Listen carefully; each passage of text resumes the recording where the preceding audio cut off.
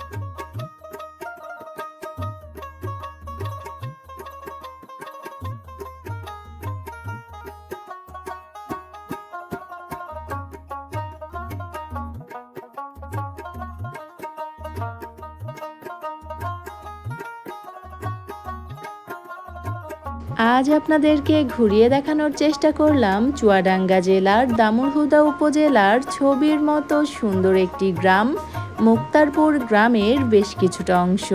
আশা করি আজকের ভিডিওটি আপনাদের বেশ ভালো লেগেছে। আমাদের আজকের আয়োজন এ পর্যন্তই। আবারও ফিরে আসব নতুন কোনো ভিডিও নিয়ে। সে পর্যন্ত আমাদের সাথেই থাকবেন।